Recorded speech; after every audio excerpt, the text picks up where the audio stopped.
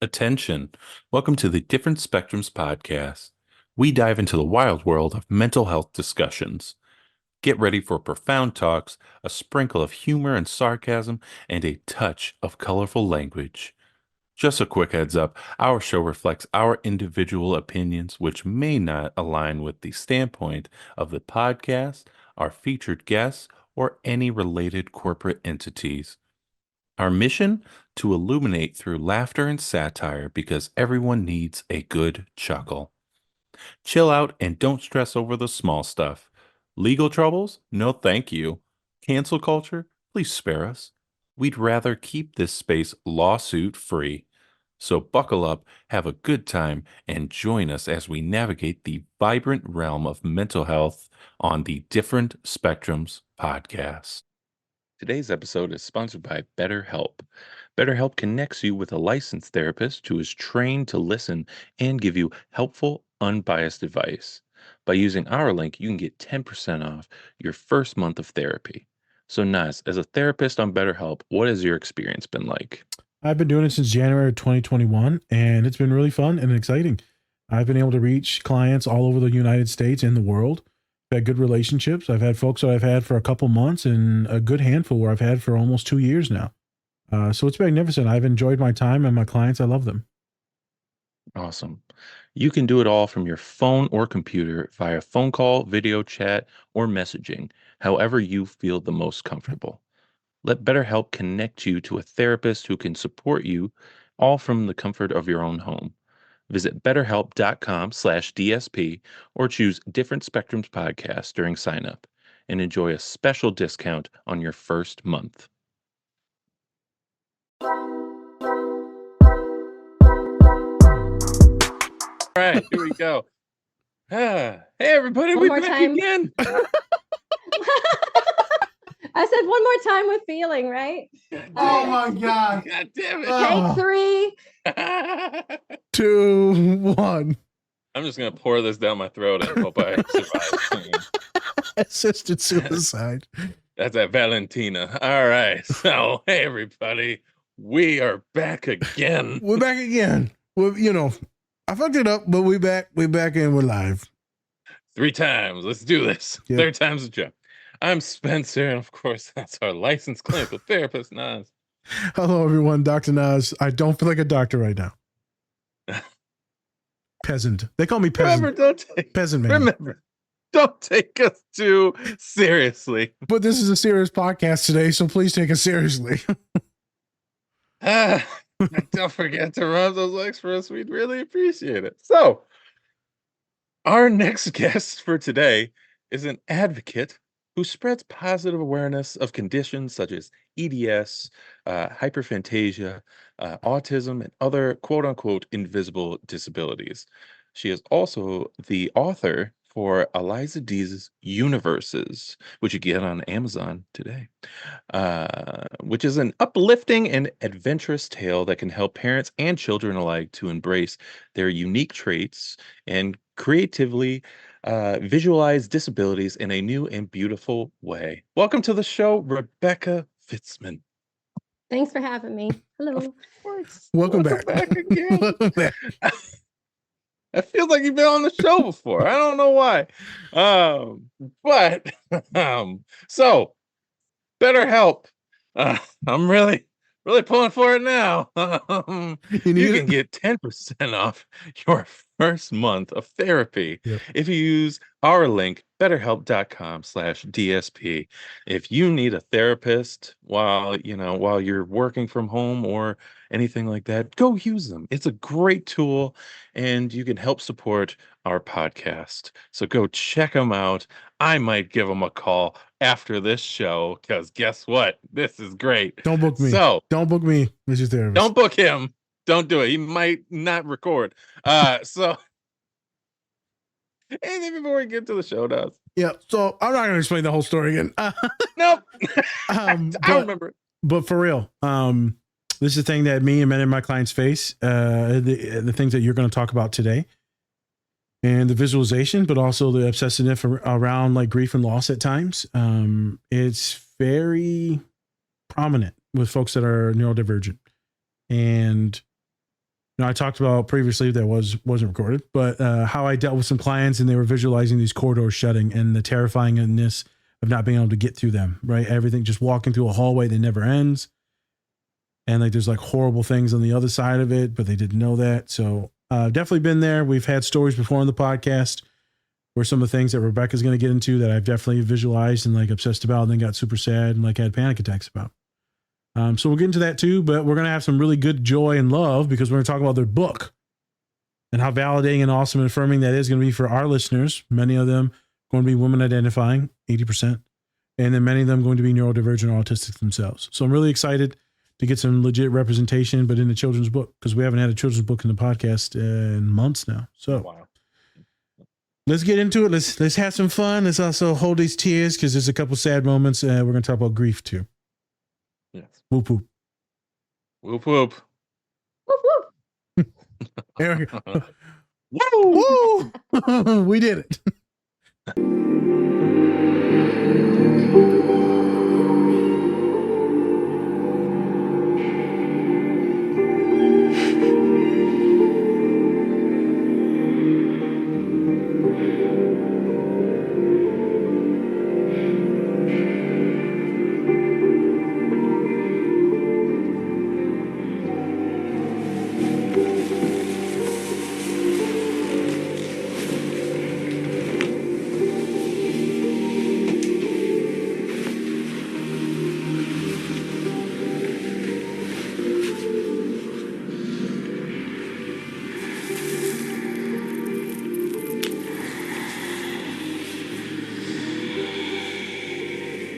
Is everything all right? Yes. Everything's all right.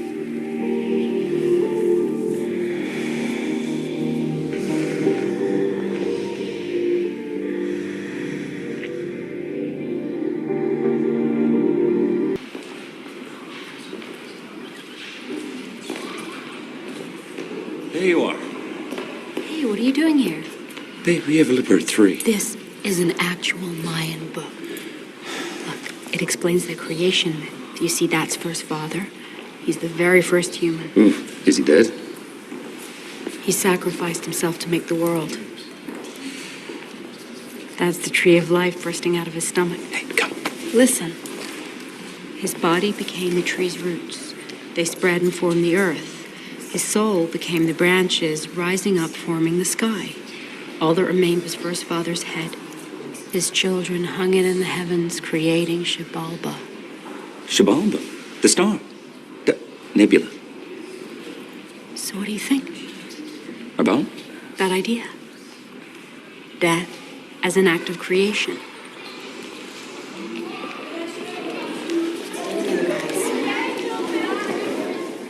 I'll pull out the car and meet you in front.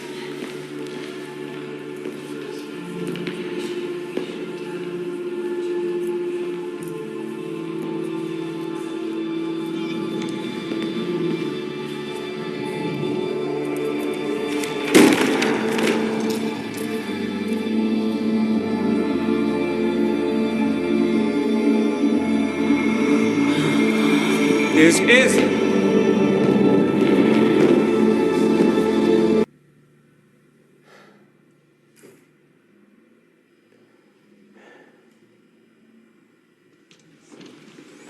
What do you think you're doing?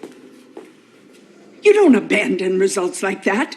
You have to repeat the procedure, get a confirmation. Confirmation that the tumor is unaffected? She'll be dead by then.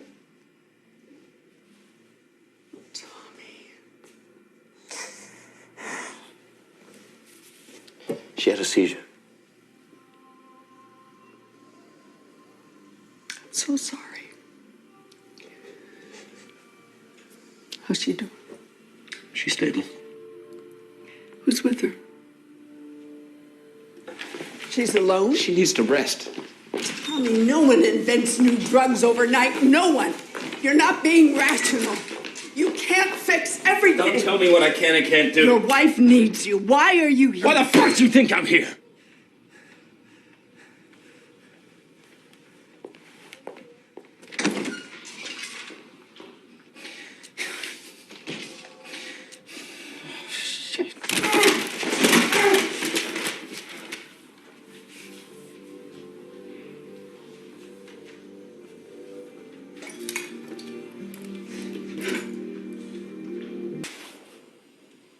It's from me. What is it? To open it.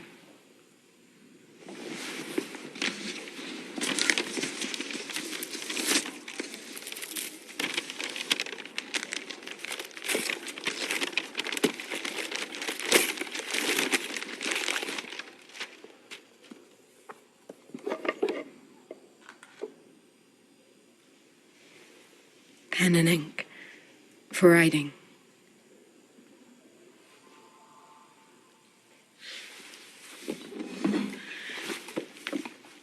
It's all done except the last chapter. I want you to help me. How? Finish it. Finish it. I don't know how it ends. You do. You will.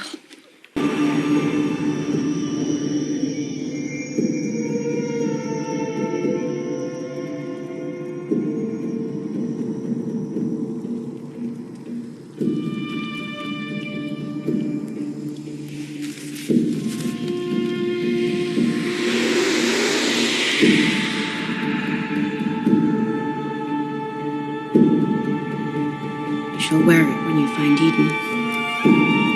And when you return, I shall be your Eve. Struggle all our lives to become whole. Complete enough when we die to achieve a measure of grace. Few of us ever do. Most of us end up going out the way we came in, kicking and screaming.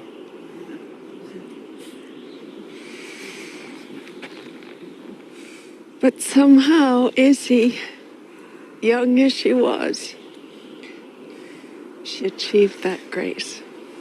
In her last days, she became whole. She saw her. Tommy? Tommy? Just stop it.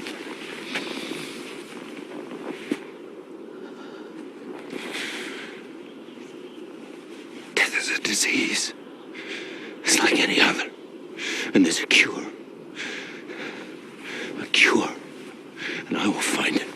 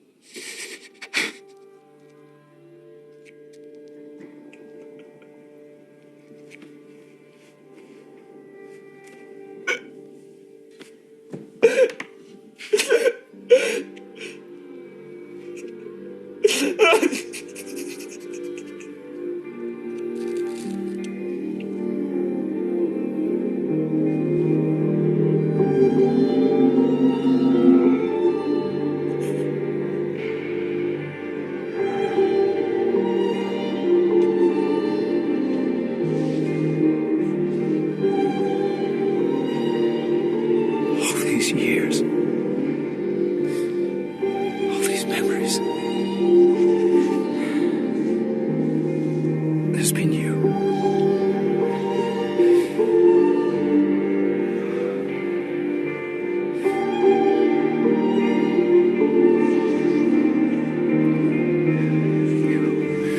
You pulled me through time.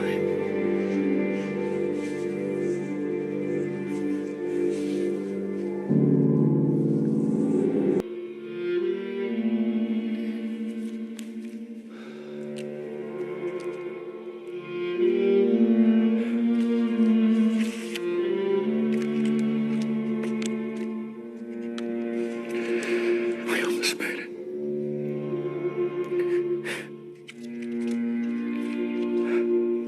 Sorry. Finish it.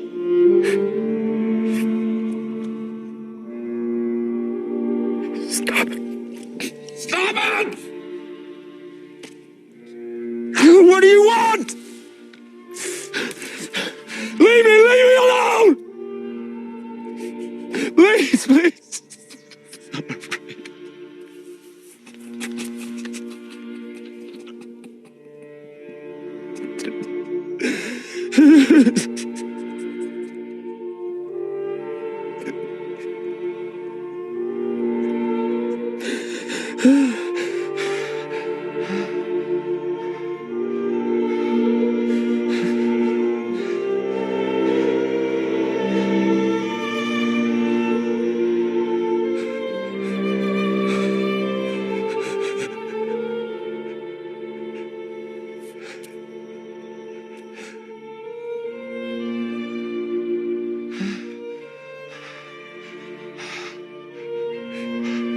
Will you deliver Spain from bondage?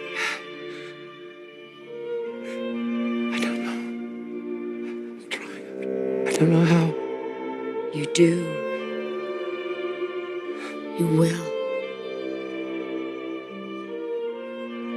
You do. You will.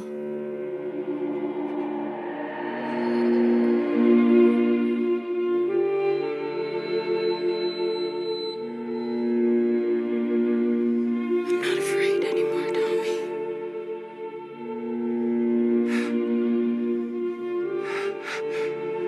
I'm gonna die.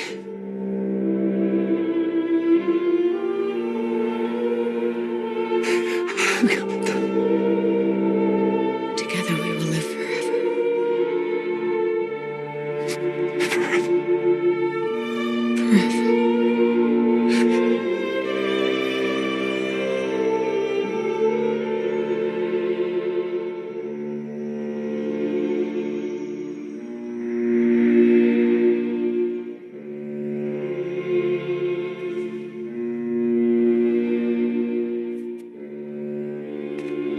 Forever.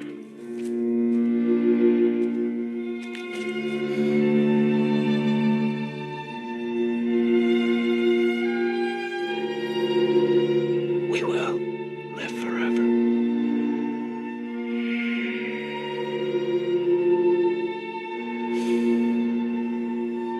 Finish it. Okay. What are you doing here? Take a walk with me. I have too much work. It's the first snow. We always. They're waiting on me. Come on, Tommy. Please, Izzy. I'm sorry. I am. I'll see you tonight, okay?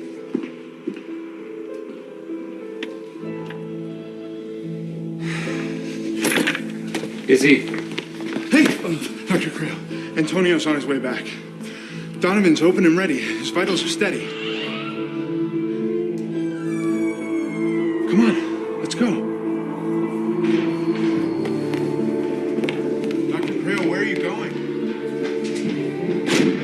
Izzy? Izzy?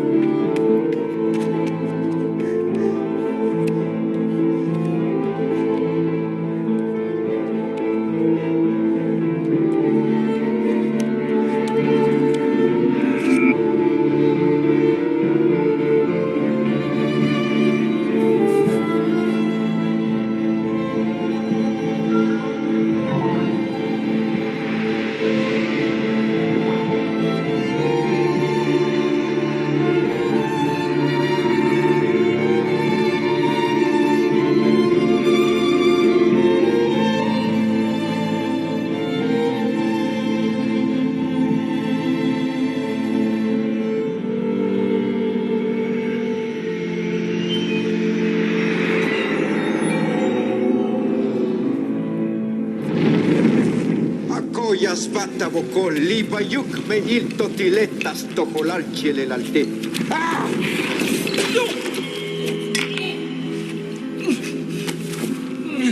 Lila gelel hasvelal sakilalos sile, shivalma!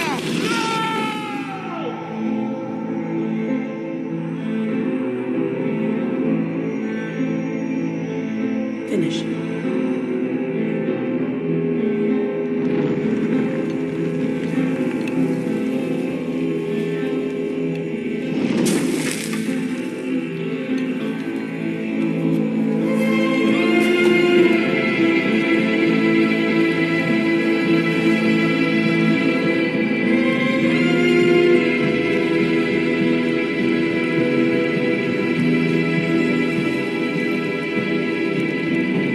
Ushabu, Charlene Kaku, Uyukbu Ignaoch Michaot.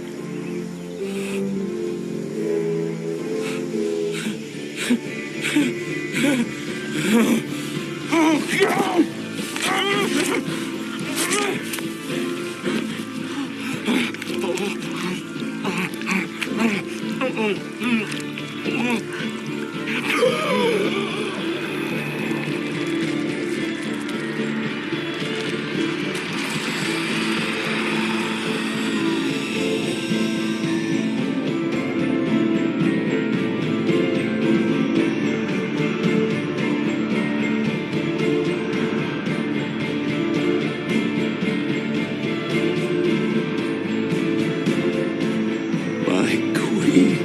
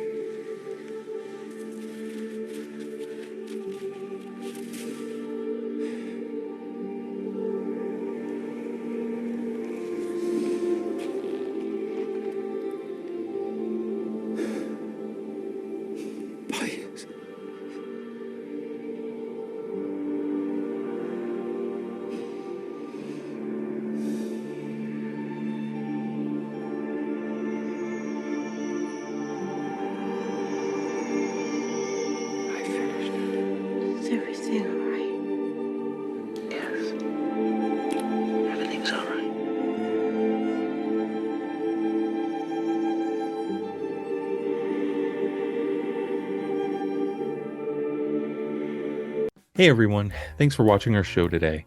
We just wanted to take some time to give a special shout out to our collaborator, Cat and Raven Design.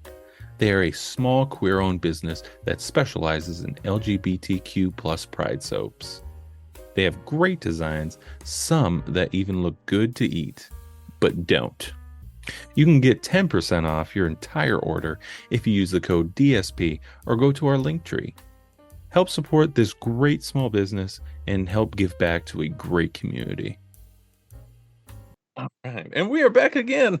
We're back and we're live with our beautiful minds and mouths. Jesus. All right, I'm cool. sorry. See, smile for the camera. Shut up. Okay, I'm done. Okay, so Rebecca, welcome to the show. So you have a book out. That's called Eliza D's Universes. Can you tell us a little bit more about it and what made you want to get started writing a book? Sure. So I guess I'll start with the where first, because that leads straight into what the book is. So about 2 years ago, I was sitting on a couch with my stepdaughter and we were talking about college. She was 14 at the time, so she's thinking about college. And I was like, oh yeah, I have a degree. It's in humanities, which is like writing. And she said, oh, I've never read anything you've written. And I was like, oh no, right? Like just inside, I'm like, I'm a failure Oh as a my parent. God. I'm a failure as a writer. What is wrong with me that my kids have never read anything I've written? That's terrible. So I was like, well, you don't really want to read like a paper on collectivism versus individualism, right? And she's like, no, I'm good. And so I was like, well, I'll write something for y'all. I'll write something my kids can read. And so I sat down to do that. And I was working with a concept that I've worked with, I don't know how many times, dozens of times at this point, maybe 50 years. Like it's just a ridiculous amount of projects that I've started, artwork that I've started around the exact same concept. And I was like, oh, I'll write that concept for children. What a cool idea. And so I sat down and I wrote it and then I submitted it for editing. My editor was Jennifer Weisz. She did the Hunger Games and she sent me something that was like, hey, go read books off the shelves and edit or don't edit your piece. And then, we'll start working together on such and such date. So I took her advice. I went to, Barnes and Noble, pulled books off the shelves and was looking at them. And right away I realized my piece did not have a character at all. It was very conceptual because everything I've written in the past was conceptual. I've never really written about a character exactly before. It's always been like nebulous, right? And so this original story was called She Shines, and it was about she, with no further details. And so I was like, oh, I have to write a character. I don't know how to write a character. So I Googled, how do you write a character? And Google said, write what you know. And I was like, okay, what do I know? Right. And then it hit me. I was like, autism, EDS, mast cell activation syndrome, postural orthostatic tachycardia syndrome. She has to go through all of that. Like, right. For a moment, I was just like so upset because I was just like, I was projecting the pain like onto my character who I had taken such good care of and in my mind. And so it was just like, no. Oh, that makes sense. Yeah. Like, yeah, it was very painful. But then I started to work with her, and it was different. Her life was different than mine. Like her parents knew before she was born that there was a chance because that's, there's a 50-50 chance if you're diagnosed. And in my mind, one of her parents was diagnosed. And so there's a 50-50 chance going in. So they knew right away when she came out and had, GI issues. All right, we got to do the thing. So she's been supported her whole life, right? She's had people tell her like, hey, you can't extend your limbs past this certain range of motion because that's damaging to your joints and you won't feel that until you're older, right? Like I bent myself into every position. I was a human pretzel and a human basket and a human rocking horse and all the other things. A rocking horse? Jesus. That was a fun one. Right. And so, right, people, I would shape myself into a basket. People would fill me with stuff and carry me around. Like, it was interesting. You're making this so hard, Rebecca. Why are you doing this to us? There's so Rebecca, innuendo please. here. We're trying to calm it down. And damn. Right? It You're hurts. not supposed to do that, though, right? No. And so nobody told me. I was just like, this is fun. This is cool. Like, look what I can do, right? And that was actually super, it damaged my joints. And now I'm paying the price, right? I'm having all these injuries. And that's the progression of the condition that I have. Ehlers-Danlos syndrome, especially the hypermobile type, which is the one I have. When you have that, your limbs can extend beyond a normal range of motion. As a child, you can't feel the pain from your joints, getting damaged. But by 20, you start to feel the pain. By 30, you're having all these injuries. And by your 50s, you become extremely stiff. That's the progression. I'm not there yet. And I'll just keep my fingers crossed that they figure out solutions, science, yay. But so she knew not to do that. So she's not damaging her joints. Okay. And so I started working with this character in my mind on what she would experience, like what would her life be like if they knew and did the best they could. And the thing is she'd still have all of the conditions. Like, she'd still have every single one of the invisible disabilities that I have still, and they would still affect her like every moment of her life. And so I tried to think, like, how would this go? And so then I wrote a book that featured a character who, she's autistic, right? So she still has all of her special interests, which are space and art and zebras. Zebra is the mascot of EDS, which is why she's obsessed with zebras. Oh. Right. I hid a lot of things inside. Like, the way that she sits is related to postural orthostatic tachycardia syndrome, because it's difficult to sit with your legs outstretched because the blood pools in your head and you lose oxygen from your brain. And so people with POTS will generally sit in positions that allow the blood to continue to flow to the brain instead of the legs outstretched. Right. All of these components were still a part of her.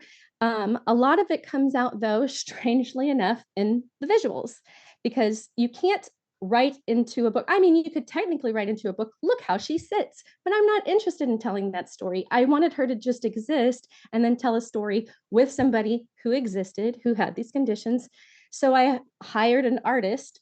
I went and looked through 200 different artists, like I put things out like a ad, like, hey, I'm hiring an artist, submit your stuff on various websites. I had 200 plus people, submit. And then I chose somebody who she looked like she could do the thing. Like, I wanted somebody who could match the visuals that I get from the Hyper-Phantasia and be able to also illustrate a children's book. Yeah. So I created this 55-page document on what the artistic needs of the book was. 55 pages. God damn it, Rebecca. 55 pages. Yes, I did. Autism is strong with this one. The autism is strong in you. Sure is. Yeah, I definitely, my own conditions were already a hyperfixation of mine. It had to be, so that I could try to work on, dealing with all of this. Yeah. Right. So I know all about it. I know the science behind it. I wanted all of the science to be included in all of these various ways. And so I created a book that you can see invisible disabilities. And honestly, if I hadn't told you that they were invisible disabilities in that book, you could have read the entire book and never known. Yeah, no, I didn't know. I'm like, oh, what a sweet little character. Yeah, no, that's how me and Spencer read it. Yeah, I was just like, what's going on here? We look at this little white girl. Like, just having a fun time. This is the cutest little white girl yeah. I've ever. This is a present white girl. Yeah. Right. And so, right, but she has her symptoms of autism. She personifies her stuffy. She has her special interest, there's all these little components, and I've detailed them. If you want to go to my website, RebeccaVitsmun.com, and see a breakdown of what is in the book, you can do that. And it has the links to the science involved in the book. Okay. So yeah, And so, yeah, I created the book so that it would do the thing, right? Because I read Write What You Know, and I was like, okay, I'm going to tell the story that I wanted to tell with a character that has the conditions that I have. Facts. Right. And I Yeah. did the thing. That was You do the thing. magnificent explanation. Very detailed. 55 pages. Love it. Not quite 55, but you know what? We'll get there. Yep.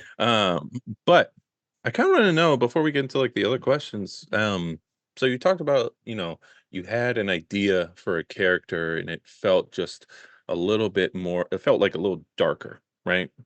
As you could say. Like, would you still want to kind of write that book in that tone still? I mean, people want to hear Did. it.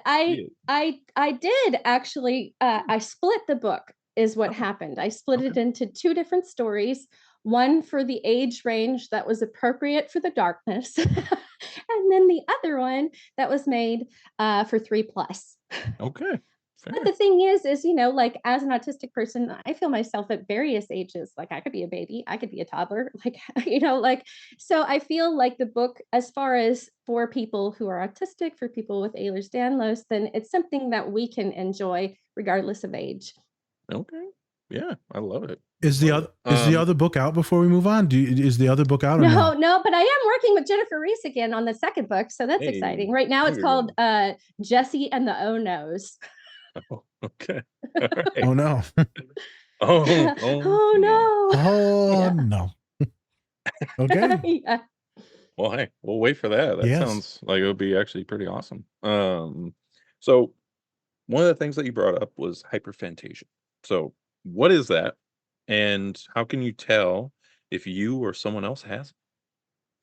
Yeah, so hyperphantasia is the ability to picture things in like extreme detail and to zoom in. So the test that is used for this is like if you close your eyes and you're picturing an apple, and like you have to get into it, but does the apple have color?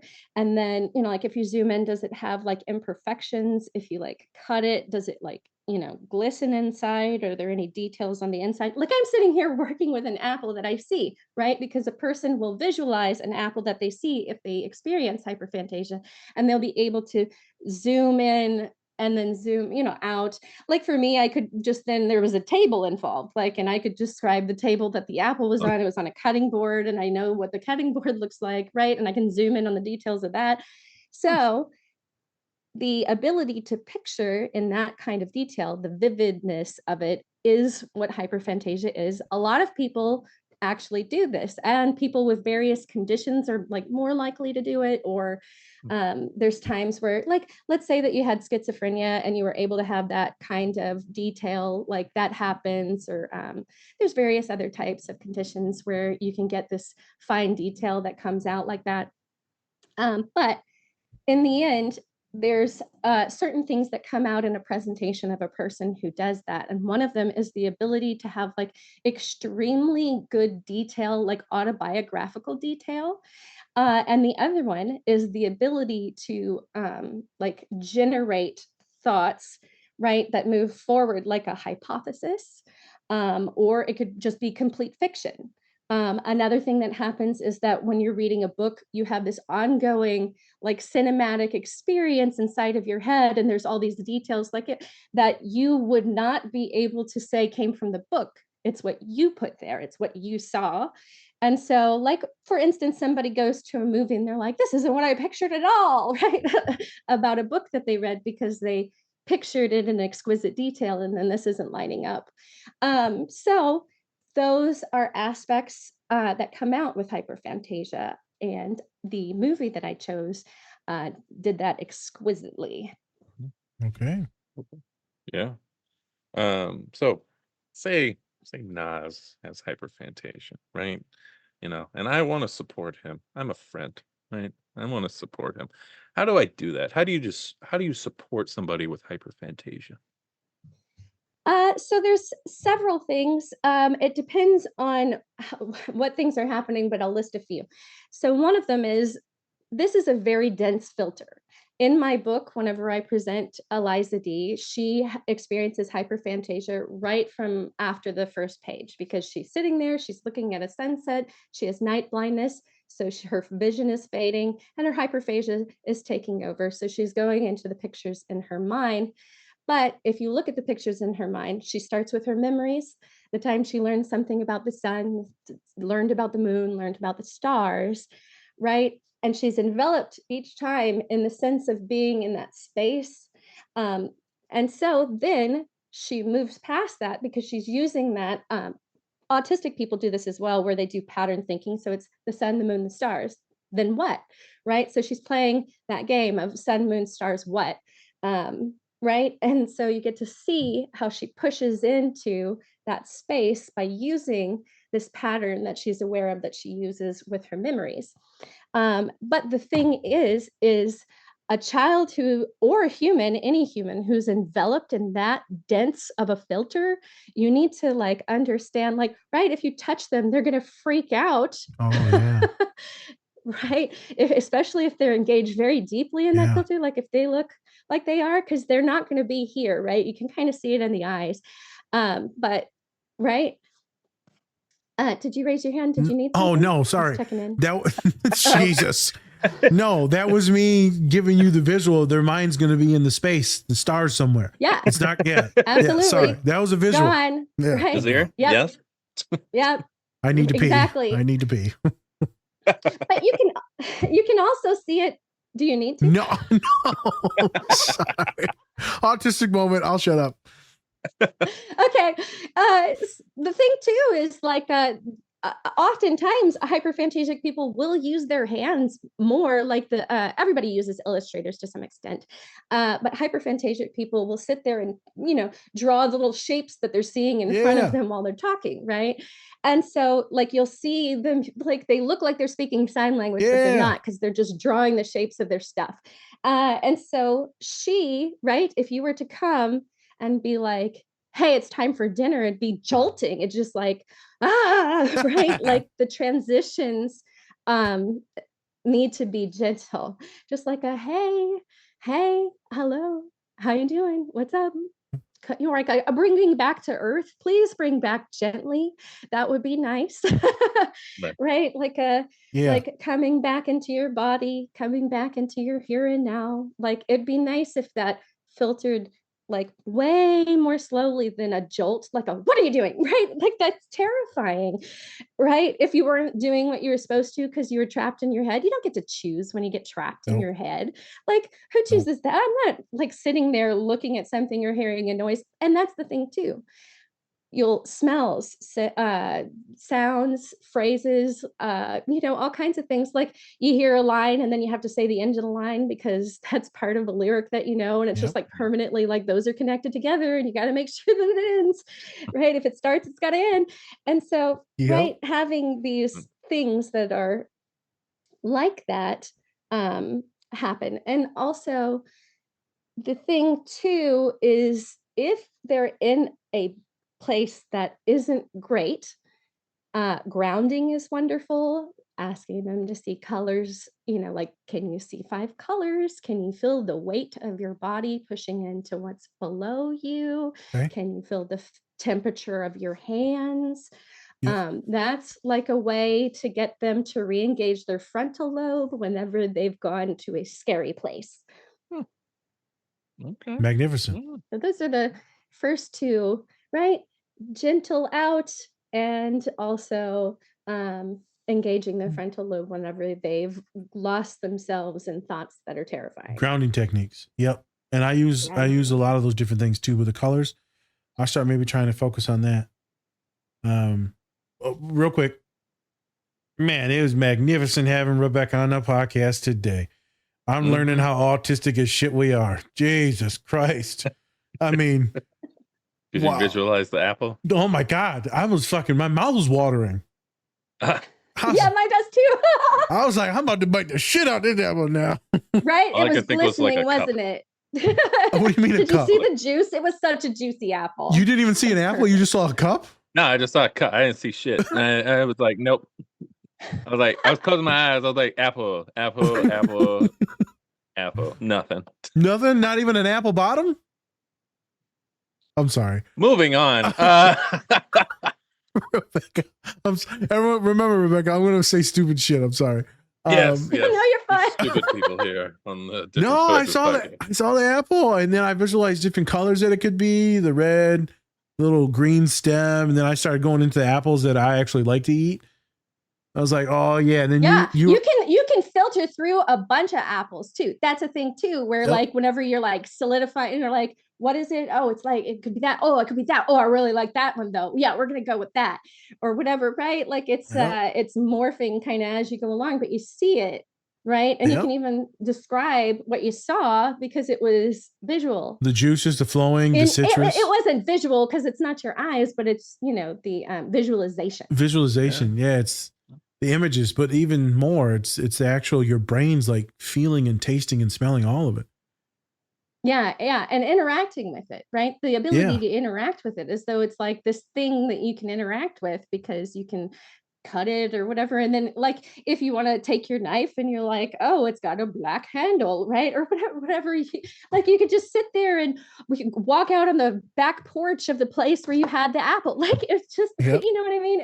As you go, because like, let's say you're reading a book, you're visualizing it. As people talk, you're visualizing it, or you're trying to. Sometimes you get lost. Maybe somebody says some jargon that you don't understand. It breaks the visualization. You have no idea what they're talking about, right? Because the ability to communicate is the ability to picture on some level for people like me, right? So if I lose the visualization, I'm like, hold up, I have no idea what we're talking about. Go back to this word. How do you define that? Like, you lost me. All right. Right there. Magnificent question. Or I can hear something, go the wrong direction, realize I haven't heard you since the last time you said blah. And I'm like, really sorry. My brain like was doing fireworks or something. Because I can take off from various things. This happened the other day. Me and Spencer were talking after the podcast, and Spencer said something. And then boom, my brain was gone. And Spencer's like made a joke and he's like, well, fuck me. You're not going to laugh. Like, he's like, what's wrong with you? I know. I was like, damn, am I not funny anymore? Really? Really? He was like, I'm gone. I was like, gone. And then I realized that I wasn't paying attention. Spencer's like, we're just both staring at each other intimately. All right. I mean, that was a nice visual. Great. Sorry. All right. Continue with your questions. Jesus. So you brought up this term, invisible disabilities. What does it mean to have a hidden disability? Yeah. So the thing is like, let's say I was in a wheelchair, right away, this woman is disabled, or I was, missing an arm. Right? Like just the ability right away to see it. People are very good at being able to see those kind of disabilities. But let's say that you have a connective tissue disorder that's on the inside. Correct. People generally can't see that, or they don't even know what they're looking for because it comes out in various ways that, like, unless you know what you're looking for, you're just like, that's within the realm of normal. Facts. And so also disabilities that go on in the mind, because you cannot see those. Maybe it'll come out sometimes in the way that people behave, but it's sort of like people either think like, this person's weird, right? Instead of this person has a hidden disability. Yeah. Yeah. That's some hidden disability, let me tell you. I'm definitely disabled. I'm sorry. Oh my God. The intrusive thought I had though was, it's like you see a dude in a wheelchair, you're like, you're definitely disabled. Oh my God. Taking a good walks lately. I'm making jokes about these, but because everything you're saying, I'm visualizing. And so when you say, so like, you're on the hyper-phantasic scale first, like 100%. From the way that you've described things. Yeah. 100%. Yeah. So that's what I'm talking about. Exactly. Yeah. And so would you quantify that as technically a disability or disabling because it can get in the way? Yes, exactly. It can get in the way. And it also characterizes how you behave in ways that are very different from the people around you. right? People don't like the word disability, and neither do I. Different ability, because my ability to picture things is a pretty awesome ability, and I can use it to do like lots of cool things. But I am different than the people who are around me who are not doing that. And being aware of that and having people aware of that helps everybody understand what's going on. Facts. Okay, so disability, overt, you can see it, and then invisible is internal, most likely, even if they can see it. So maybe the way your speech patterns are like little small quirks, things like that. Maybe Tourette's, maybe echolalia that a lot of folks on the spectrum have, right? Maybe it's lack of eye contact, but it's still all very like internal mechanisms that one could quantify as invisible or not seen. Okay, nice. Thank you for helping us clarify. Yeah. All right. Topic is neurodivergent parenting, right? Because you are on the spectrum, correct? And then you also have children on the spectrum, right? So how Various spectrums. exactly. So how do you kind of think differently, and then also how does that affect your parenting? Yeah. There's several things that go on here. In the past, whenever I first started encountering the ways in which my children were struggling, I had terrible projections, just terrible ones. Where like, if this is them at 2, what does that mean about when they're 40? Just it was very difficult, and I needed to relax. I needed to learn how to live in the moment. Like when everything is a problem, we're gonna get resources. We're going to look it up. We're going to figure this out together. We're going to manage this. And then we're going to get back to feeling good about life after that, instead of just being trapped in this realm of like, what does it mean? Like, it doesn't mean anything because we don't know what the future holds. All the things that I'm projecting that will happen, those are not going to be the ones that do. It'll be other terrible things or whatever, right? Life is full of these things. You have to, it's true though, it's full of stuff you have to cope with and manage. That happens too, right? And you have to be able to manage the thing when it's in front of you, and then let it be and enjoy after that, right? And so there's become a lot of celebration, right? There's a lot of celebration, and hey, yay, that's a win. That's another win. Like, experiencing getting past a hard moment as a win is something that came about in the way that I parent. And also like facing each moment as though it's its own thing, right? So that I can put the past to bed and let it go be in the past and live right now and enjoy the moment that I'm in with my children. And also it's helped me to I grow out loud with my kids, right? Because I still have all of my conditions. They're difficult. I have to live in front of them while experiencing things that sometimes are very hard. And so I try to talk about, the things that are happening, but also the tools that I'm using. Or sometimes I break, right? Like I don't have my headphones. My kids are all loud. I'm like, stop. And then I'm like, all right, I shouldn't have yelled. Sorry about that, everybody. I'll try to keep more headphones around the house. I'll just sprinkle the whole house in headphones so that I can manage myself better in the future, right? And then they can see me putting headphones all over the house and me being like, if anybody ever needs headphones, they're here, here, here, and here, right? Because they see me growing, they see me using tools, they see me looking up resources, they see me putting them in services, putting myself in services. And so I'm hopeful that my children will be able to manage whenever, I'm not the one managing things for them anymore. Okay. Fair. Yeah. Yeah. Huh? All right. One of the last questions I have down here. They are how do you spot an invisible disability, and how do you practice allyship? Sure. So with invisible disabilities, you're going to think that that person is different, right? Almost exclusively, you're going to notice something's different. It'll come out in either behavior or maybe in the way that they sit. Like you'll spot something and it's not lining up. If you put everybody in a row, it's like, or just picking up on the fact that somebody stands out with this difference, that's going to be when you say, all right, something's going on here. Maybe it's something we can't see. Yep. Like how can we, like, here's a good example for POTS.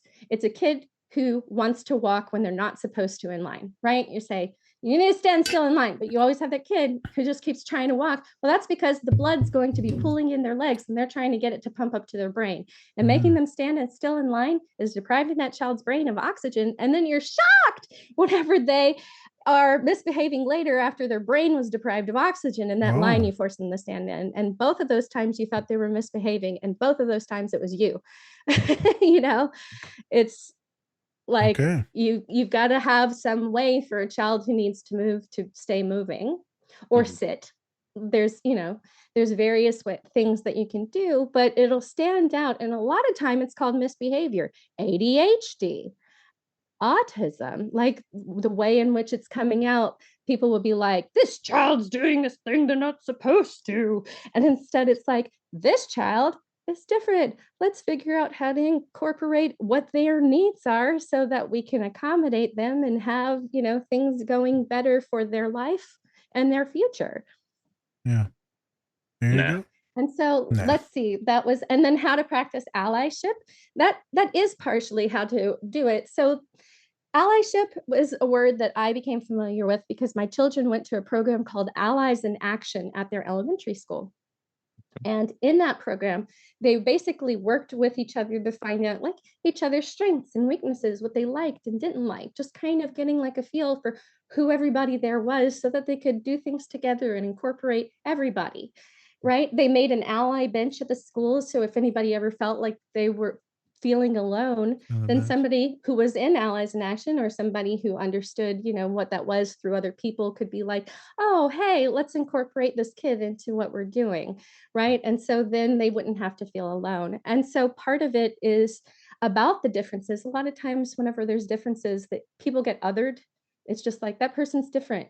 So they're not doing the thing that we're doing. And instead of being like, okay, what role can you have, right? Instead of playing into like the abilities that they do have and incorporating the abilities they do have, they just get sidelined. Yep. And so allyship is about bringing them back into the community, finding roles that match the things that they're capable of, and growing the community around everybody who's in the community instead of just the people who are typically abled. Preach. Yep, we've been preaching that shit in the podcast since day one. So well said, way better articulated than what I've ever said. So, I am a writer. Hey, and I am not. He's a doctor. That doesn't mean shit. Yeah, I visualize. I don't need to talk it, When she said something about, like, when you can see that the kid's different, it's like, that one's in the wheelchair. That one's different. Oh my God. It's stuck in my head, the visual, Timmy. It's stuck in my head, man, the visual. Let me now. And we've talked about so much about the othering, too, on how so many autistic kids are othered. And we've talked about in a few short clips that we've done on the short film Float, and the parent screams, just be normal. And the kid wants to go play and do his thing. Then the kid becomes depressed. And you can just see the life force leave the kid. And so that you see that with a lot of kids by the time they get to college and they're working with me, the life force is almost gone. And so I'm rebuilding their identity, what we call ego strength. And you wonder why they're so insecure. You wonder why they're so anxious. You wonder why they're fearing all the worst, because the worst has happened already. Spencer, it also ties in real quick, and then I'll kick it back to you. I was thinking about her and her brain and her mind, yours, Rebecca, and how we just did a podcast on the lessons in chemistry about postpartum, but not necessarily just postpartum depression. We were talking a lot about postpartum anxiety and how I've had a decent amount of clients that were autistic, but a lot of anxiety, a lot of fear of like, oh, I need to do this. I need to memorize all these books. This is how it needs to go. Or my kid's going to be like disabled, or my kid's going to like fall and like break their leg. Right. And it's just a lot of anxiety of the fear, the obsessiveness. And some folks will be like, oh, this is OCD. I was like, it could be OCD, but they're not OCD around anything else, but other than this kid. And so that to me feels like that postpartum anxiety, which I'm sure that's kind of, it sounds like what you kind of explained, but also that's how your mind kind of works. It projects out. And so my brain Absolutely. Absolutely. So my brain, and whenever I get in trouble at my office, is when I start to project out, and I'm like, oh my God, every single scenario that I thought of, they're screwed. So it's like in not Dr. Evil, Jesus Christ. What's the sorcerer, the Grand Sorcerer Supreme or whatever in Marvel? Doctor Strange. Doctor Strange. They're Dr. Evil. Million billion dollars. Me call him Mini-Me. Doctor Strange, what was that in? Which one? Was it in Endgame or was it the one before that where he's like, I've seen a million billion fucking universes, and he's like, it only works out good in one. Then the next movie, he's like, that wasn't Endgame. It was the first one. That. Yeah. I feel and then you said that, and my mind just took off on Rick and Morty. Whenever Morty, I don't know if you've seen it, but he puts on these glasses and it shows him which direction to get the path that he wants. There you go. Ending up with the girl. And so he's like going in every direction, and it's just like, no, that's a bad path. No, that's a bad. Oh, there's the good one. Okay, I'm gonna narrowly walk this little tiny good line. I thought that was a really fun one for, hyperphantasia. Bruh, like perfect. That's how I see it. I'm like Doctor Strange or that Rick and Morty episode where you're seeing all these different alternate realities, and it's like really, really quick, and you're like, nah. And you're like, holy shit, there's only one that it maybe works out good in. And I'll look at the kid, and that's when I start to get afraid. That's when I start to fall into sympathy and I feel bad for them. That's when I start to maybe decompensate and deregulate. Because I'm like, oh, fuck. So I have to come back and ground myself and pull back. I'm like, okay, they were okay. They've made it without me. They're definitely gonna probably make it with me. And I remember that Doctor Strange, and he looks at Tony and he's like, this is it. This is the one where we win. So just another good visual. And I think how on some of our minds work, but as a therapist, when we get doom and gloom, that's not good, because then how the fuck can we expect our client to have any hope when we're dooming and glooming over in our corner? So we need to regulate. Same with parenting, right? I am sitting here trying to tell a kid that their life's going to be awesome while I'm like, internal screaming. Internal screaming. Everyone's going to try to murder you. Oh my God. Don't go outside. Don't go outside. For the love of God. Be terrified of men. Well, it's the whole debate these days, man versus bear. So man versus bear. Have you seen it online, Spencer? It's man versus bear. Oh yeah, no, that's a real thing. Are you talking about the show, man? No. It's a concept. Grill? It's a concept. I can explain it pretty well and succinctly. Okay, so it's about a man and his daughter, and he's asked the question: in the woods, if your daughter was alone, would you rather her run into a man or a bear?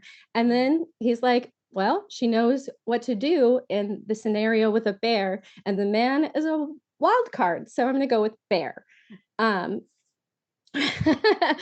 so it became a question man or bear, for a woman to walk into, and women pretty vocally have been choosing the bear. Yeah, because what do?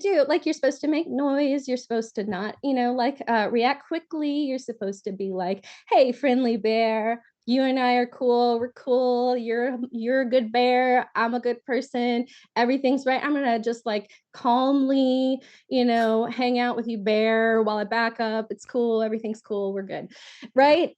We know what to do about a bear. We do not exactly know which man that is. And if you're a lone female and it's not a good scenario, then something bad could happen, right? So if you're weighing out the scenario, man or bear, most men are great, but the wild card situation where bears are just generally bears and they're bears, the end. It's like cops. Yeah, sure. Hey, yeah. Hey, it's a man. You know better than I do. Yeah. So I do not want to see a cop in the wild. No, I'm good. Yeah. If you were to do man or cop, I'm going to go with random man. Yeah. No, I don't even. I'm just going to be like, I volunteer as deaf. I'm just dead anyway. I'm dead either way. Whatever. But so a lot of the men are triggered, right? Because of course you choose, we all hate men these days. I think it's been funny watching it from the sideline. Today, I made a comment on Threads earlier today or yesterday. I was like, real talk. All y'all choosing the bear, but you keep calling your ex. So shut up. So shut up. You choosing them like they choose bear, and then they die. So let's be real. Hey, I'll be honest. I don't want to see no stranger in the woods. I'm a guy. I'm a 6'3" guy. Either, and I'm not going to be alone in the woods anyway. Like, like what? I do not go alone in the woods. How you doing, boy? General. I'm like, no. Yeah, you see a white guy in the woods, I'm gone. No, you run. You run. I see a brother in the woods. I'm like, why are you here? What are you doing okay? Here? Wait a minute. Are we running? Did you get some of the tea? Huh? Get out. What happened here? Get out. Huh? Yep. Get out. Hilarious debate. Again, I actually spent a little bit of time on this because it's funny and we're being idiots, but all of these things, visualizing the bear, right? And when same. When people whole time visualize, like they say, man, I said white dude because that's what I visualize, a white dude in the woods. But it's like kind of like a creepy, like perverted white dude, Jeffrey Dahmer like white dude, like, you want to come get some treats? Like, no, I don't want any treats. But what you got? Maybe. I mean, what you got? It's weird because, like, for me, I was just seeing their shoes because, like, that, like, whenever I'm hiking next to people in the forest, I generally am looking down because I have an impairment in proprioception and interoception. So I'm gonna fall, and I have EDS, so I'm gonna fall if I'm not kind of like looking down. So like, I just see man shoes. So. You see them Timbs, you're like, no. Timberlands are probably. Whenever I did see that bear, I looked up and I was like, oh, there's a bear, but I know what to do, right? And I went into, hey, friendly bear. But like at the time, I'm on a trail. I have trees. They're there. Like the path is a certain set. Like I have all of these details while I'm talking. And honestly, if you were to watch the video of me discussing what I just did, you'll see me like interacting with these visuals. Like I looked at where the bear was. Just all these times that I go like that, I keep looking at this bear. Facts. But I don't perceive that there's a bear there. No. And that's when you get the schizophrenic like spectrum. Yep. They will perceive as, like not necessarily the bear, but the interaction of believing it's like in there with them or hearing it, all those different things come up for people who are on that spectrum. Yep. Quick pause again. I'm going to have you explain one word that you said because our guests might not know it. Our guests, our followers. Proprioception. What that mean and how you spell it? Okay. Proprioception is PRO. I was joking. I was spelling. No, he didn't actually mean that. No, he's an asshole. I'll do it. I was looking at the letters. Did you see me? I did. I was like, do you have a pen pad? What the hell is that? Nope, I'm looking at my visual of proprioception, and it's written backwards for some reason. Like, why am I right? Are you dyslexic? Backwards, but that's true. I don't think so. I think you are. Maybe. I am. Having this and being every time I go to spell, I can't see the letters in my brain. So it's that what you have been describing and the dyslexic together. And I'm like, well, fuck, I don't know. 7. Like, I don't. I gotta do it backwards. Like I'm spelling it with backwards letters. Like that is so. I didn't even know that about myself. New thing. New disability. Yeah. Invisible too. Oh my god. Okay, what the hell is proprioception? Yeah, so proprioception is the feeling of where your body is in space. Yep. You'll see this with people with phantom limb syndrome. They will have the feeling that their limb is still there and that they can move it, but that is proprioception. Their feeling of where they are in space continues after the limb is gone. I have a permanent impairment, and those with hypermobile Ehlers-Danlos syndrome have a permanent impairment in proprioception. So I don't know where my limbs begin and end. I've described myself as an amorphous blob. I take the shape of whatever the visuals are. Same. I'll have my hands like be jellyfish, like right. And like my hand was not a hand, it was a jellyfish, but you saw a hand because I have an invisible disability. Right. And so the thing is with proprioception, you don't have a sense of where your body is in space. And so you can kind of lose touch with that. I can miss stairs unless I put my foot on the back of a step each time I go down, or I might fall down the stairs. Fair. Facts. But also that comes out in the limbs going too far. Because if you ask people with a proprioception, impairment, they will think that they're doing something with their body, but it's either too much or too little. They're going either too far or not far enough. They're not exactly ever quite where they think they are with their, limbs, fingers, all of that. So quick pivot, you'll see athletes, magnificent proprioception, and be able to understand where their body is in space and to react immediately. Yes, like Simone Biles, like that time that she got like twisties. The twisties, I think. Yeah, that's because she lost her proprioception, and you can't do gymnastics without proprioception. You will injure yourself terribly. So good call on her part for that. But yeah, typically she has phenomenal proprioception. Yep. And then you got people like my brother. I'm like, hand me the wrench, and he hands it to you like 3 foot short. Hand me the fucking wrench. And then he'll go, I was. He's like, I did. It's here. Grab it. And I'm like, okay. I guess I could do that. So, Spence, it's up to you where we go from here. I'm having a great time. Yeah. Let's talk about the movie, The Fountain, right, with Hugh Jackman. So what made you want to, discuss this film today with us? So first of all, it is my favorite film of all time. It has been since the first time I saw it in 2007. I remember. Right. I remember the room I was in. I remember the lighting of the room while I watched it on the screen and all this other stuff, right? Where I was like, this is it, right? Oh my God. Just stop making movies. This is it. Right. Well, it was like, I've never seen something so perfect, like in my mind, right?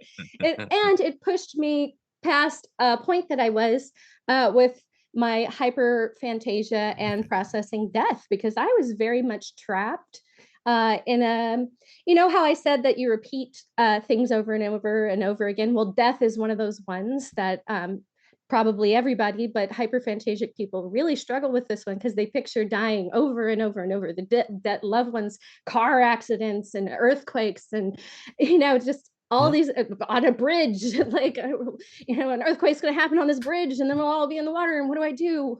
Do I get the child out? Like, right. There's like, you play through these like scenarios in your mind all the time. So this movie was the one that finally pushed me to a point where I felt like, okay. Yeah. For the first time, to be honest. And I, right, I was like crying and I was like, that's the correct answer. And now that I know the word hyperphantasia, it is perfectly that as well. And so like nothing could be better than my favorite movie and the thing that I'm actually doing with my book, which is to be showing hyperphantasia, and the movie did it as well. There you go. There you go. Yep. So how do you kind of regulate yourself when you're having like these moments of where you're thinking about death and it's just, all of these different things? Like, how do you kind of relax yourself into kind of getting back to where you are in the present? Oh, sure. I just did that. Oh, because right. I definitely was on that bridge.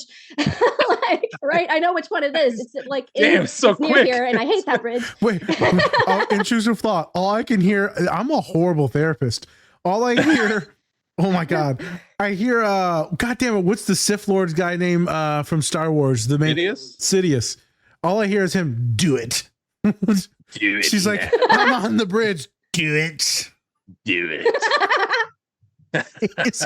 Join us on and the then dark side. you say I'm on the bridge, and my brain's like, Star Trek. Oh, okay. See, I'm just like, oh, thank God. Yeah, I go. We're going full autistic today, people. Join us. This is the Tism Hyperphantasia podcast right for now. the win. More. Yeah. More. All right. Go ahead. Right. So the thing that I was doing just then, and I was picking up my fingers. Like I'll sit there and like I just like sit there and touch the edges of my thumbnails, right? Because like I can feel that, and these little pricks on my fingers, they pull me back into like I can feel it, and so it engages my frontal lobe, which pulls me back to right here, right now, not on a bridge. Everything's cool. Yeah. Here. I never thought I was on the bridge, but my brain definitely was experiencing the panic and looking at the water. I'm looking at it right now. I don't need that anymore. Right? I can also flick it away, which is a thing like my flapping, like that really, like I can like sit there. And if I do that, then I'm kind of like muddying up the picture. It's such a, right? If I like to flick with my right hand. It's always my right hand, about right here. If I have an intrusive thought, it comes in about right there, and I just hit it. Like sometimes it's just like, here comes somebody, and I'm like, not you. Like, you're not allowed around here. Oh my God. Jesus, Spencer, did you go racist or Ben? Yeah, I went so You went racist. You're not around here. Oh, don't come back where you came. It was trauma. That was trauma, right? If here comes trauma, I'm like, get out of here, trauma. You're not. Sure. You're not that even dark allowed trauma, here. that black trauma. Yeah, get off of my porch, boy. Why don't you come back to where you came? Oh my God. I was thinking. Right. Well, flick that away. Flap that Okay, away. flap that flick away. the racism away. Here it goes. Oh my God. I was thinking, I love that we're doing this because we get to be super autistic right now. I was thinking how every girl I've asked out on a date, she just flaps me away. No, honey. No. As soon as you honey. walk in the restaurant, She's like, nah. She looks the wonderful. maitre d' is just like, I don't know about that one. No, she's really good at the flicking thing. She makes me feel so bad. I can just see the women be like, no. You thought you could talk to me, bitch? Old potato looking. Oh man, and as far as for autism right now, look, I went just now to envelop you in Timba, his arms wide, right? Because it's a Star Trek reference from a race that only speaks in metaphor, and it's like an openness, like come, right? Like it's usually a giving, but it's like giving and loving and care. It's like, no, I didn't flick you. I flicked other shitty thoughts. You know what? You're perfect for this podcast. You're nerdy and autistic. That's all you need, really. Jesus, welcome to the family. Yeah. Welcome to the different spectrum family. Since you got proprioception, you probably never find us again, but welcome to the family. I can't find me. No problem with other people. Oh, okay.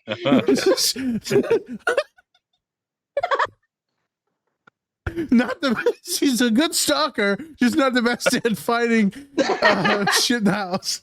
Herself. She's like, I'm lost. Where's the duct tape? I don't know. All right. But that's another thing, is I can't use my body very well. So like there was one time ever that I thought when I was like a teenager that this dude needed to be slapped. He needed to be slapped. It was a situation where he did a thing. It's time to slap him. And I tried, and my arm just like kind of limply went in front of my face, and I felt really like annoyed that my body didn't work. Hey, there's a lot of men that listen to this podcast that have issues with being limp. So. Jeez. I was just so disappointed. I was like, yeah. Right. I remember just being there with my little blood son body. of a bitch. Damn it. It's a lot of disappointment going these days. Okay. The scenes. I don't know where they are anymore. Okay. So I'll put us on cruise control for that. So okay. Yeah. I'm having a fucking blast. Thank you, Rebecca. Thank you. Yes. Yeah. Yeah, thanks for having me. And just so much education. It's magnificent. This is going to help a lot of people. People. This is the second interview that we've done recently where they haven't been a therapist, but like I want them to talk about one specific thing, and it's magnificent. The other one was about PDA and autism and like children and deregulating. So that was magnificent. And so as we get into these scenes, we're not going to go through each one. So the folks, I'm going to do a little talk right here because I'm not sure how much of this will get slashed. The scenes, because Warner Brothers, and they're like terrible with allowing us to use their materials. Yes. So I'm going to do my best, me and Spencer, to keep all these scenes in for the visuals because they are magnificent, good representations about what some of these disabilities will look like and the visualization what it'll look like, but then also like emotions when it comes to grief in losing someone. And then there's the ending scene, which I'll try to do my best to keep a lot in, but if not, you'll be able to hear all the magnificent, beautiful sounds, but I want people to see it. So if the scenes are unable to be played, you will be able to see it no matter what on not Apple Podcasts, but on Spotify Podcasts. They do have video podcasts. So you will be able to see everything in totality on Spotify Podcast, not on Apple. And so YouTube will probably be blocked out with like an error message. You'll be able to hear it all on YouTube, but not see it. No, it's a little confusing, but I just want to give people the warning. So for those of you that missed it, that are listening to in your car, go back to Spotify. You'll be able to see everything. So Rebecca, there was probably 3 scenes or so that really showed what you were talking about visualizing and like remembering and recall. The very first scene there was a couple in the middle, and then definitely the ending where he's seeing his partners, like he's standing there watching her sleep, and he's like seeing this thing with her, and they're laughing and enjoying a beautiful red dress on, right? She's gorgeous. That comes up a couple times, that mental image. There's him just visualizing her just in general in this afterworld. There's him visualizing other things too, but I'm not sure if he's visualizing or if he's actually living them. So these definitely visualizing also a book that she wrote that she asked him to finish writing. Oh, okay. So help us use these visuals as real life representations of what you go through and then how you felt seen or validated through the couple scenes. So we're going to kick it to you. Explain the scenes if you want to, and then just how you're like, this is it. Yeah. So the entire movie itself, I think, is an excellent representation of hyperphantasia because it not only shows like him picturing a book because he's enveloped in the book. It has scenes from Spain. And then it has scenes where he is kind of like this Buddha-like character that's going to Xibalba, it's very, right. It's visually stunning, but it is something that she wrote and she specifically told him, before and sorry for giving it away, but she dies, right? That's what it's about. It's about death. It's about grief. She dies. And he is a cancer researcher. She is dying from cancer, and he has a hard time accepting that. And so we see the ways in which hyperphantasia both adds and subtracts from your ability to regulate your emotions. Because, like, let's say the time that with the first scene, he's looking at her, she's laying in bed, right, dying of cancer, but that's not what he sees. He sees his memory. And to the point that he gives out this like smile and chuckle, he feels at peace while looking at her because he doesn't see her, he sees the memory. And then you see him come back, he loses the smile, like he sees that he's not in that memory, right? And so he's back in the present moment. But we had lost him for a second there, but he was completely enveloped in the experience. And that happens. Another thing that happens within the movie is there are words that she uses. Like I chose one of the scenes because she is using words that at the time he doesn't understand, he doesn't process it, but he does take it in, because that's something that happens a lot with hyperphantasia, because when you're listening to somebody, you have these like thoughts and it's churning in your head and you're like, okay, whatever, right? You're just like, okay, that's coming in. Okay, there's all those visuals. All right, back to what we were doing, whatever. Like he didn't really even want to be interested in that, but he can't really like help it because she's talking and it's all like showing up in his head. And he's like, okay, we need to get to this doctor, right? That's important. You're dying of cancer. Like, so I put that in because later on he does use that. And also because words that come in can then be used to project future things, images that come in. Like I put a very small 4 seconds of just this pen and the intricacies of the pen. But later, whenever he's picturing the book and the book has him tattooing with a pen, he pictures that pen. because whenever you're picturing something moving forward, you use pictures that you have already in there. Stored. Because it's kind of like a filing cabinet. Yep. Stored. It's like all storage, right? Like, a friend of mine once said, like, okay, picture a donkey. And I'm like, got it. Right. And I like, point to my donkey. And he's like, so you see a donkey there? And I'm like, yeah, I can like zoom in and there's little hairs on the donkey. And then he's like, okay. Right. But because I'm picturing what a donkey looks like. This guy, when he's picturing a pen, he pictures that pen because that pen had special meaning to him. So that makes sense. Then I wonder why you chose that. Like, why the hell we got the 4-second clip in about a pen? Why do we have it? Because that is a part of the experience. Seeing I get it. something, visualizing it in this way, and then it having an impact on you in a way that it just doesn't leave, right? You have this imprint I get of it. that thing. The impression. Yeah. See, I thought you were going full autistic and you're like, I want you guys to see my favorite pen. This is the best pen I've ever seen. I want you to see his favorite pen. That's better. Yeah, because it's Hugh Jackman. yeah. So then there's another scene that comes where he it's showing how the projections get in the way of reality, because his boss comes in and is like, what are you doing here? And he's like, what do you think I'm doing here? Right? I have to be here. Yeah. And she's like, you're not going to discover a new medication overnight. That doesn't even happen, because the projection for him is, if I leave, she dies. Yep. If I stay, there's a chance. Yep. Right? Even though there's no chance, like, what's the chance? Jesus. It's astronomically low, but it's not zero. Yep. Right? And so in processing death, he's not willing to say, no, I'm a cancer researcher and I can't solve my wife's cancer. And I just accept that she dies from cancer.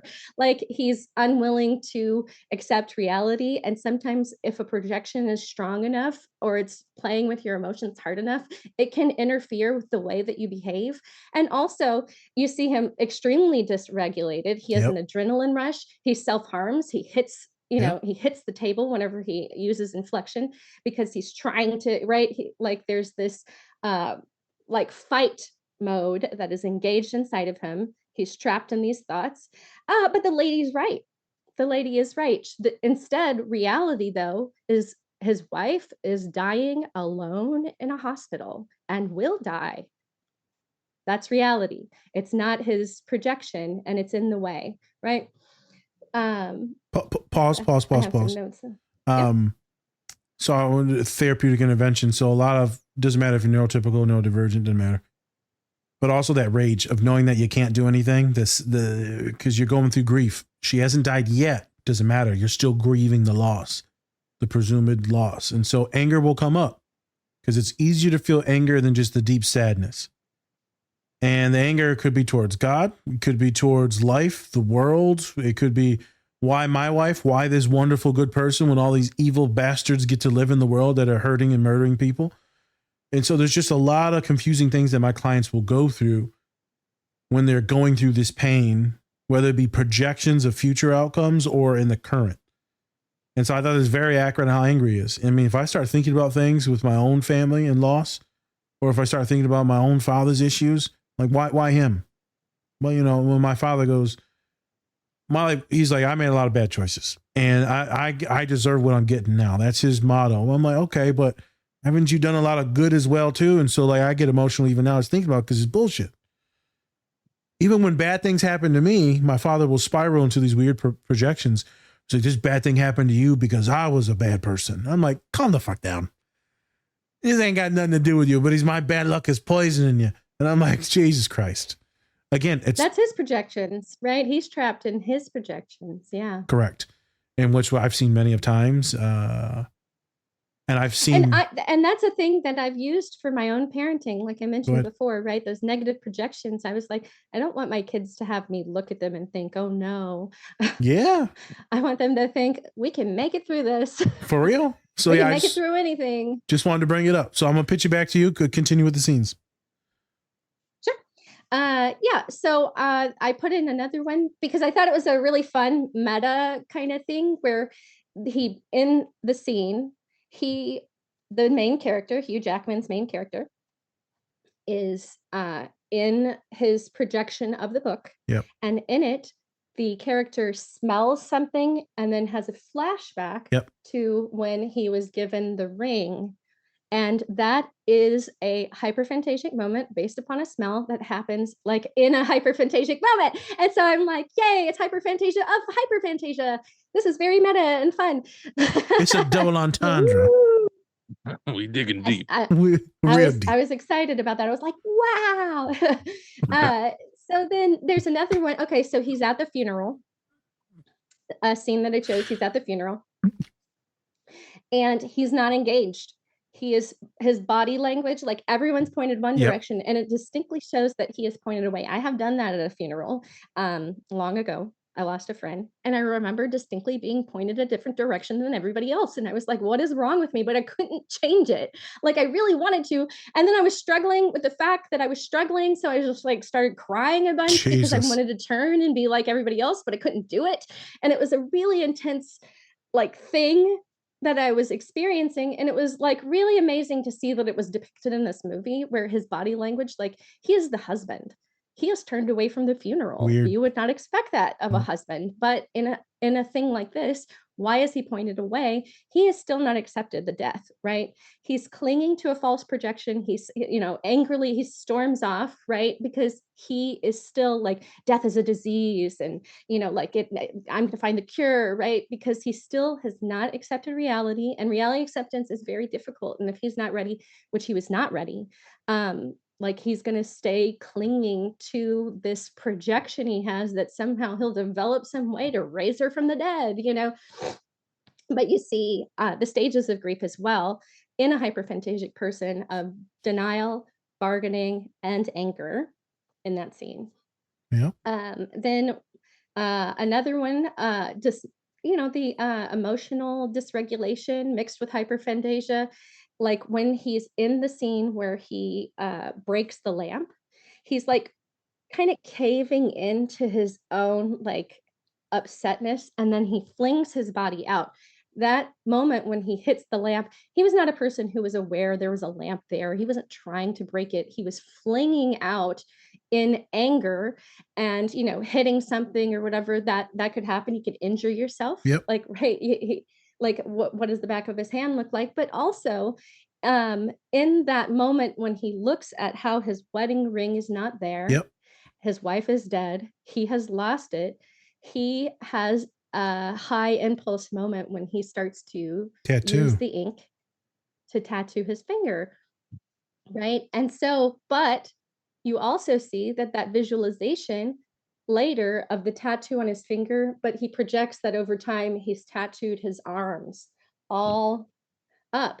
And he said that you were in every moment, because up until that moment, she still was a part of every moment for him. He had never gotten past her, right? He's going to the end of everything and he's never let go, right? Every single tattooed thing that he projects in his mind that he would end up with on an infinite scale, she was still there, right?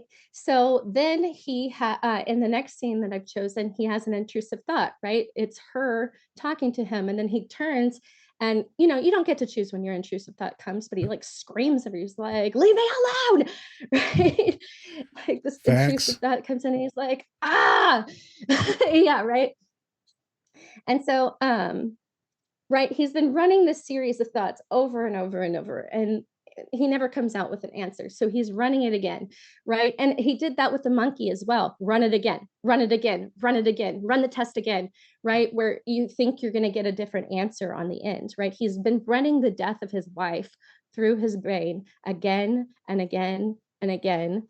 And the story that she wrote, the intrusive thought that comes in is finish it, as in the book, write the ending of the book. And so he is trying not to write the end, but in this moment, he realizes several things.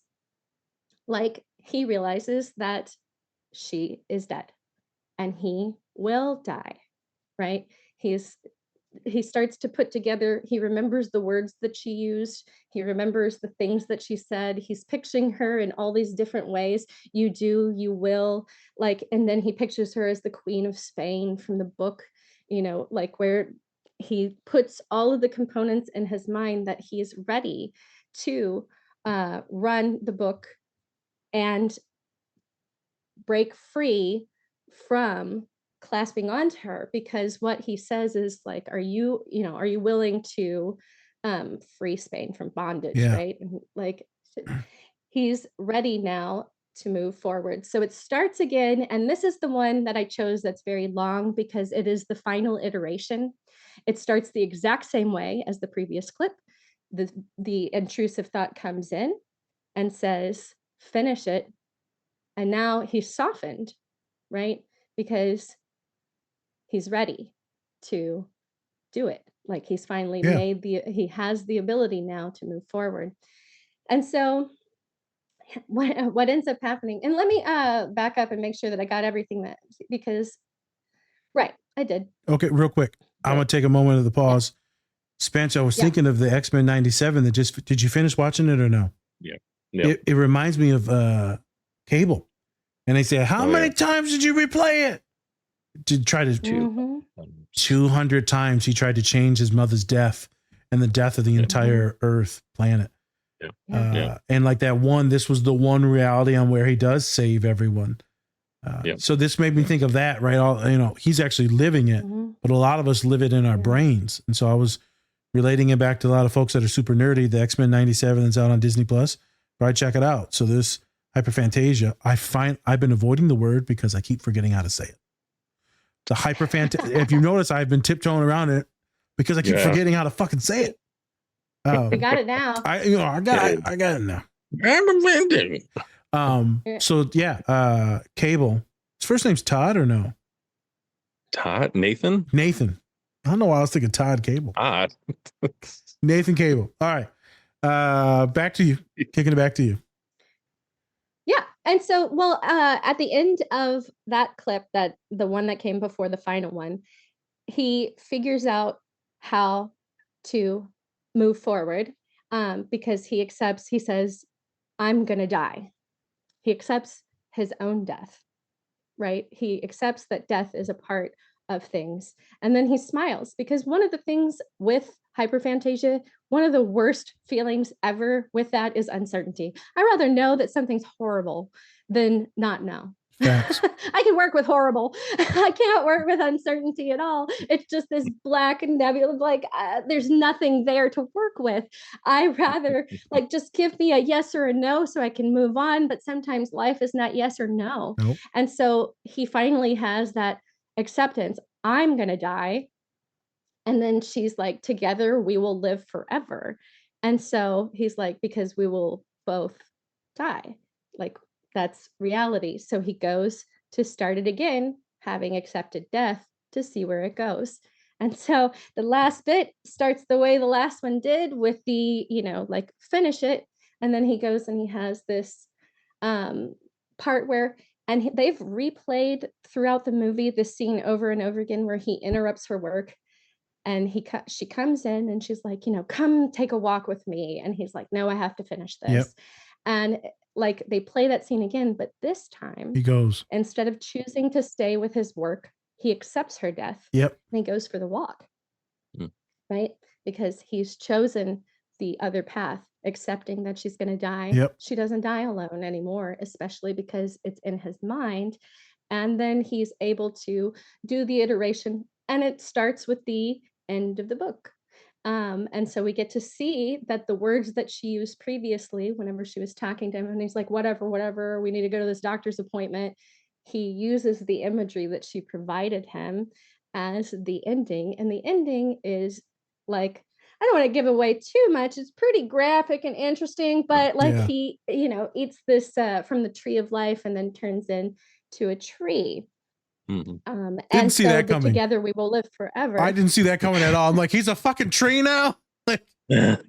Yes, because the only way to live forever is to live again within the cells of something living. Yep. Yes, I got it. To return and to become a part of it, right? And so the Queen's tree of life imagery comes in, and so so your atoms become a part of something else that's living. Instead of her left in a coffin for all of eternity, he keeps what she wished for, because she told him that she wanted to be buried on her friend's farm, and that, what do you think about becoming like a tree? Like, and then like the birds can, come and eat the fruit, and then you're part of the birds and you're flying, like, and all this stuff.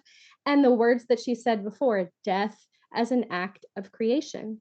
And so the way that he finishes the book is with the imagery of death as an act of creation. And then he remembers the words, "Is everything all right?" And before, he had told her while she was laying there, and she had the little like skin hairs, and that was the imagery that he used for the hairs of the tree when he was picturing the tree with these hairs on it. It was the hairs of her neck, because like the hyperphantasic person and like depiction that it is, it shows things in real life being used in the imagery that he projects from the book. And so this time he says that everything is all right, but he finally means it, because before he had not accepted any of it. Nothing was all right. He finally got to a point where, yes, he has accepted her death, and he has accepted his death, and he plants the seed for her to be able to live again. And presumably he's going to do the same for himself. There you go. And then, only, and it says also at the end, only you can, will you deliver Spain from bondage? And it's the bondage of being trapped in a coffin, allowing his wife to continue with life via a tree. Yeah. So he plants that little seed thingy at her grave, so maybe it'll turn into a tree. I guess that was the thing, or no? Yes. And honestly, this affected me very deeply. I have a tree in my backyard from a child. Like I lost a pregnancy at one point, and we persimmon tree in the backyard for Cutie. Okay. Which is what we named. But right, it gave me some peace. There you go. That I did not have before. Well, geez, this is one of the first. Also, I want to add this really quickly, because Jesus Christ. Really quickly, it's totally an autistic moment, but my favorite cartoon of all time was David the Gnome when I was a kid, and it ends the same way. Mandatory death day for gnomes is like 400 years old, and they like go, and all the woodland creatures are crying, and then they turn into trees. Oh my God. You're so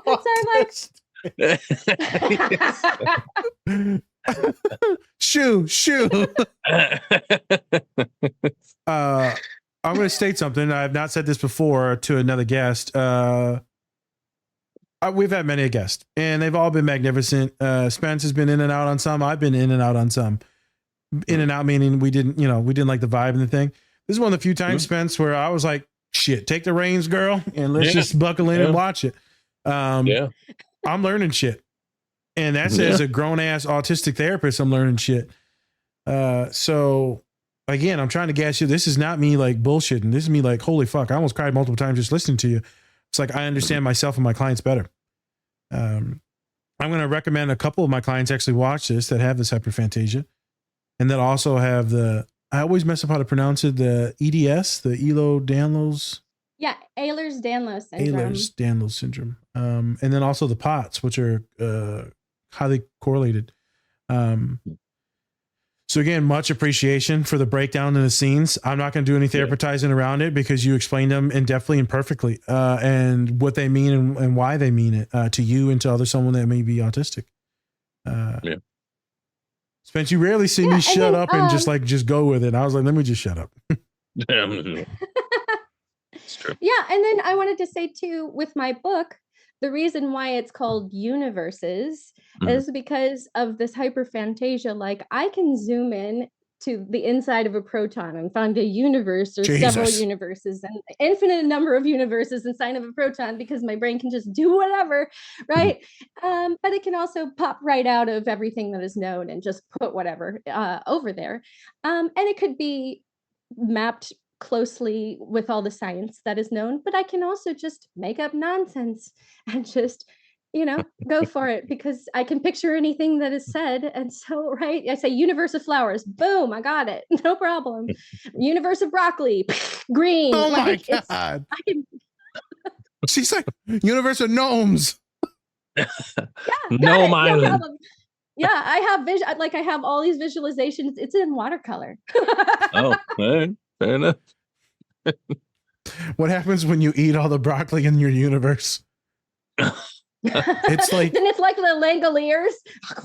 Have you ever seen like that Krypton. Stephen King? It's like Krypton. Have you seen the new Rick and Morty's where when the people die, their insides turn into spaghetti? No, I don't think I have. So it's the new episodes. So when they die, everyone on this planet, their insides turn into spaghetti, and then everyone start manufacturing all the dead people on this planet and just making the world's best spaghetti. So then they kill off the whole planet to make spaghetti. It's So just cannibalism. Yes, it is. It's cannibalism. The whole episode's fucked up. Okay. Because you're making it sound like a good thing. No, it's horrible. As you say it, I have not seen that show, but I have spaghetti. I have they're serving each other up, and they're like, right? Like I got it all going on in there. That's how Spencer. Lead us off with a few things. Guide us out, and make sure. Yeah, do your thing. Yeah. So, Rebecca, could you give us a few plugs before you go in the show?